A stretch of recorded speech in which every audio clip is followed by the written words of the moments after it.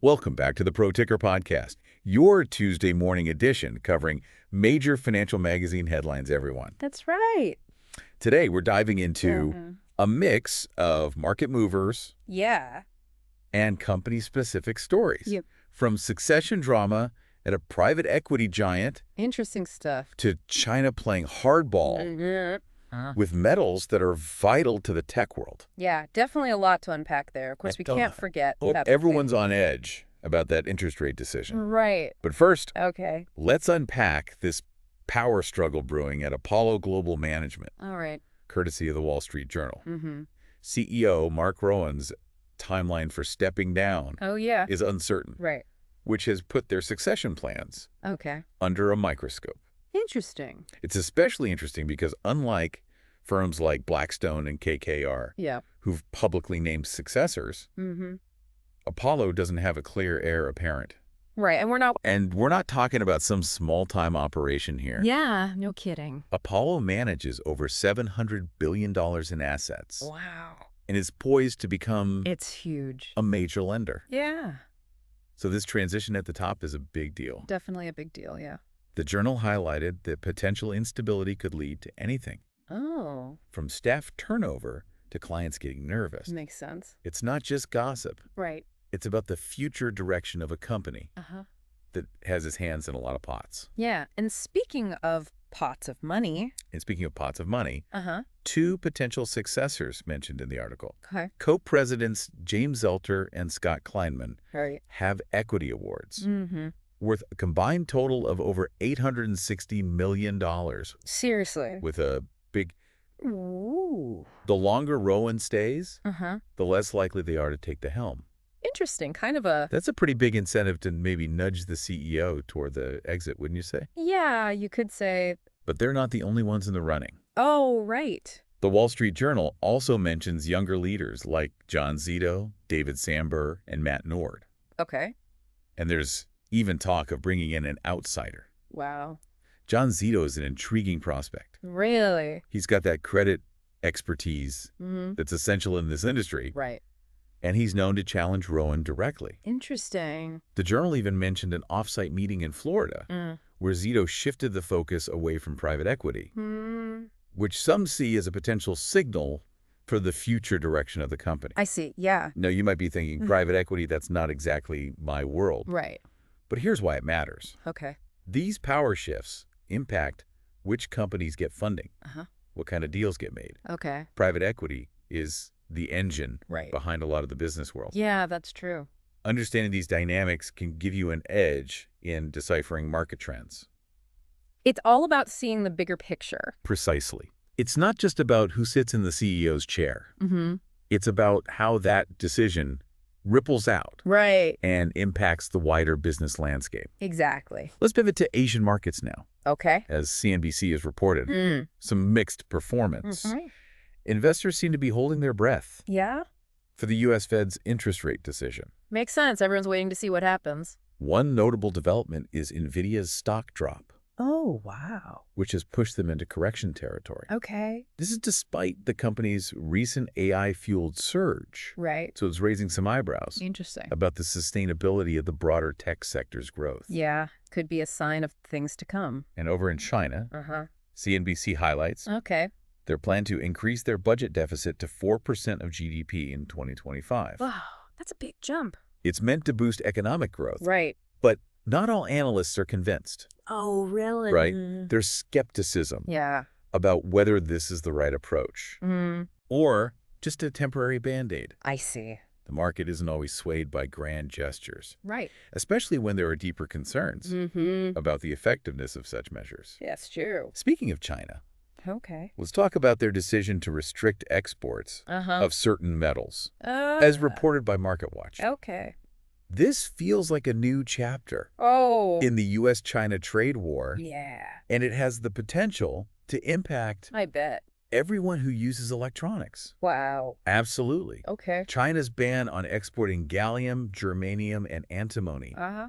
is strategic. Yeah. These materials are essential in chip making, defense technology, Right. even some medical equipment. Wow, that's a big deal. This move Mm-hmm.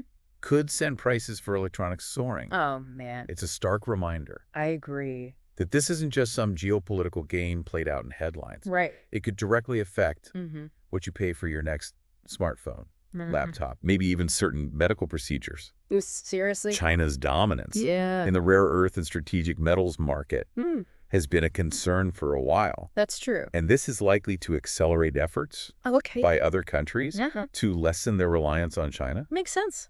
Got to diversify. Think investments in mining and processing elsewhere. Yeah, exactly. It's about diversifying those supply chains. Right. It's all about... So what might seem like a dry news story about metal exports Mm, is actually about global power dynamics yeah. and how those can trickle down to your pocketbook. It all comes back to us eventually. It's a perfect example Totally. of why we need to connect the dots Mm-hmm. between seemingly unrelated events Right.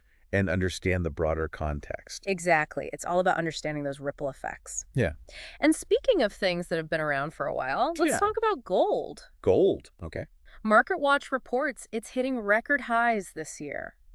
Interesting. Uh-huh. You guessed it. Bitcoin is right there with it. Bitcoin, really. Yeah. It's a tale of two investment darlings, Yeah. 5,000 years of history Right. versus a volatile 15. Yeah. Quite a contrast. What's fascinating is that both gold and Bitcoin Mm-hmm. are seen as alternative assets Mm-hmm. and potential hedges Yeah. against a weakening dollar. Exactly. Yeah. They're both seen as safe havens. Safe havens. Yeah, in times of uncertainty. Uh-huh. But they appeal to different types of investors. Interesting. Gold is that steady, reliable store of value, Okay. while Bitcoin Yeah. attracts those Mm-hmm. who see it as the future of finance.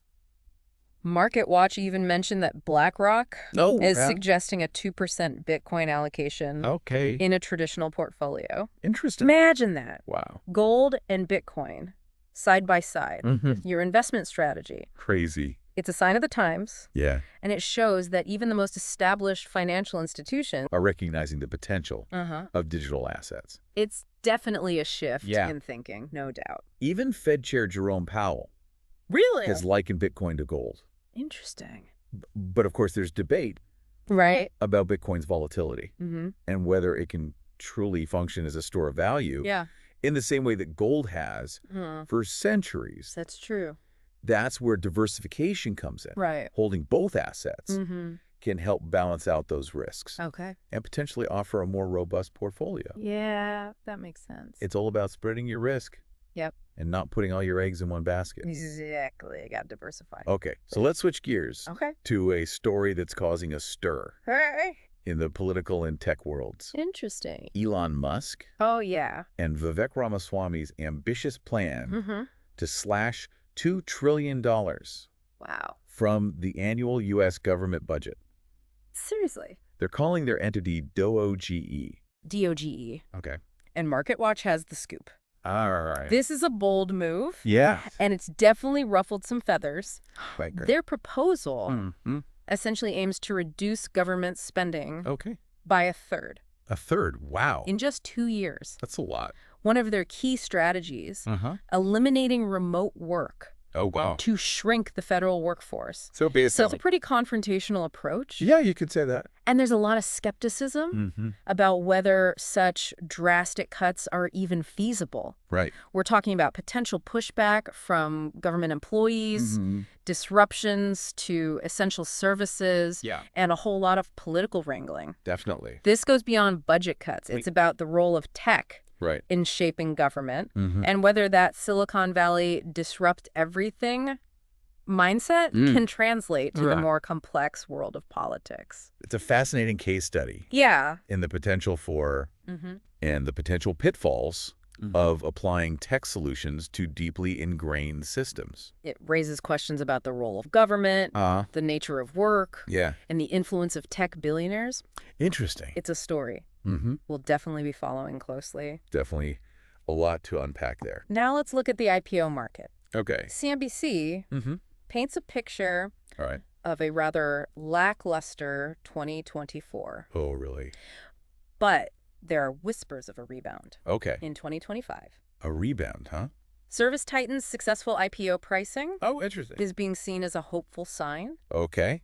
but the overall IPO drought Yeah. has been significant. A lot of it comes down to economic uncertainty, geopolitical tensions, and a mismatch Okay. between private and public company valuations. Makes sense. It's interesting how IPOs serve as a barometer of investor confidence, Right. a surge or the lack of one. Tells us a lot about where people think the economy is headed. That's true. It's a good indicator. CNBC pointed out Okay. that the gap between private and public valuations is narrowing, which could make going public more attractive More interesting. for companies in 2025. I see. They also highlighted some intriguing examples. All right. Companies like Reddit and Astrolabs Okay. successfully went public in 2024, while others like Klarna, Chime, and CoreWeave are considering IPOs in 2025. Okay. ServiceTitan is an interesting one. Oh, really? They're not a household name in tech, Wait. but they're focused on the trades industry. Okay. Plumbers, electricians, HVAC Interesting. shows how software is disrupting Yep. every corner of the economy. It's everywhere. It's a reminder that innovation Yeah. isn't just happening in Silicon Valley. It's happening in industries Right. that are essential to our everyday lives. That's true. Speaking of essential, Okay. let's talk oil. Oil. All right. Bloomberg reports that prices are declining Really? due to weak Chinese economic data. Oh, wow. This is raising concerns Okay. about slowing consumption in the world's largest importer of crude oil. So basically, Oil prices are a key indicator of Yeah. global economic health. So this decline is reflecting Right. anxiety Yeah. about potential slowdowns. I see. It also reminds us Yeah. that what happens in China Right. can have significant ripple effects world, All comes back to China. and those ripples are felt beyond the gas pump. Okay. Oil prices impact Yeah. everything. Yeah, like what? Manufacturing costs, transportation expenses, Right. even the price of groceries. Wow. It's deeply intertwined with Yeah. the global economy, and its price fluctuations have far-reaching consequences, Definitely. shifting gears to the stock market. Yeah, right. CNBC and MarketWatch. Have been offering some contrasting perspectives Okay, on the S&P 500 so we got bulls and bears. and overall market risks. Interesting. Strategist Marianne Bartels Okay. is quite bullish on the S&P 500, Bullish, okay. predicting it could reach 7,400. 7,400. Wow. She's basing this on a historical comparison Yeah. to the boom period of 1995-2000. The dot-com era. But there's a note of caution as well. Oh. Yes, MarketWatch highlighted Yeah. some research from Deutsche Bank that points to the top risks worrying investors. Okay, what are they worried about? Those include a global trade war, a U.S. tech sector plunge, and continued concerns about inflation Right. and rising bond yields. Makes sense. It's a classic case I agree. of optimism battling caution. Yeah, The market is always trying to balance those two forces. that's the nature of the market. And knowing what's keeping Wall Street up at night can help investors Okay. make smarter choices. Right. Whether it's managing a retirement account or picking individual stocks, It's all about being informed. it's all about understanding both the opportunities and the risks Yep. and making informed decisions based on the best available information. Exactly. Got to do your research. Now, for a story Right. that's dominating the news, What is it? TikTok's appeal to the Supreme Court, Oh, wow. as reported by the Wall Street Journal. Interesting. The popular social media app Yeah. is requesting that the court delay Delay what? the enforcement of a U.S. ban, Oh, okay. which is set to go into effect on January 19th, 2025. So soon. The ban has bipartisan support Wow. and stems from national security concerns, Right. specifically around data privacy Mm-hmm. and the app's ties to the Chinese government. Makes sense. But there might be a twist in the Oh, plot. really? The Wall Street Journal reported that President-elect Trump Okay. recently met with TikTok CEO Shou Chu, Interesting. suggesting a possible shift Great. in the U.S. stance Uh-huh. under the new administration. So maybe the ban won't happen. It's a fascinating development. Yeah. It suggests that the incoming administration Right. might be taking a more nuanced approach to TikTok, perhaps weighing Okay. the economic and social implications of a ban All right. alongside national security concerns. I see. This is a case that has far-reaching implications. I agree. It's not just about one app. Oh, right. It's about the ongoing tug-of-war between tech giants, governments, and the fundamental question of who controls the information we consume. It's about a lot more than just TikTok. It's about balancing freedom of expression with national security concerns, navigating the complexities of global trade, and understanding the impact of technology. Definitely. On our lives and society. It's a big one. It's a big one. Yeah. And finally, we come to the big event that everyone's been anticipating.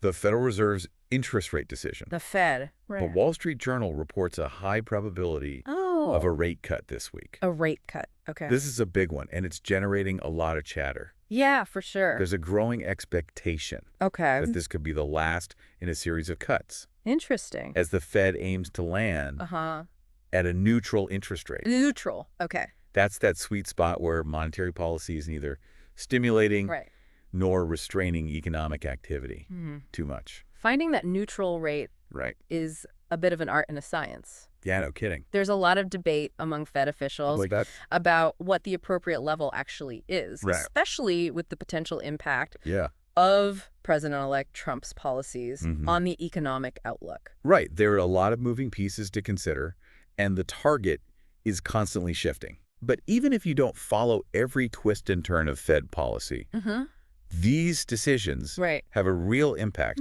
on your financial life. Absolutely. We're talking about mortgage rates, loan costs, essentially how expensive it is to borrow money for anything from a car to a house. Yeah, it affects everyone. The Fed sets the stage for the entire financial landscape. So we've covered a lot of ground today. We have. From succession dramas at a private equity giant to trade tensions with China. From volatile markets to the Fed's balancing act. It's been a lot. It's been a whirlwind of financial news. Definitely. But one of the key takeaways, I think, is how interconnected everything really is. It really is, yeah. A CEO's political ambitions can trigger a succession scramble with millions of dollars at stake. It's crazy how these things are all connected. China's decision about metal exports can impact the price you pay for your next phone. And the Fed's seemingly distant policy decisions can determine how much you pay for a loan. That's why it's important to stay informed. It's a reminder that we need to be paying attention to the bigger picture. Right. Connecting the dots between seemingly unrelated events. Just like that BlackRock suggestion to include Bitcoin in a traditional portfolio alongside gold. Two assets with very different histories and risk profiles. Right. But both finding a place in the modern investment landscape. The new world out there. It's a reminder to stay informed, stay curious, and be open to new possibilities. Definitely. And on that note, we'll wrap up this deep dive into today's financial headlines. Sounds good. We'll see you all tomorrow morning with new headlines from major financials magazines.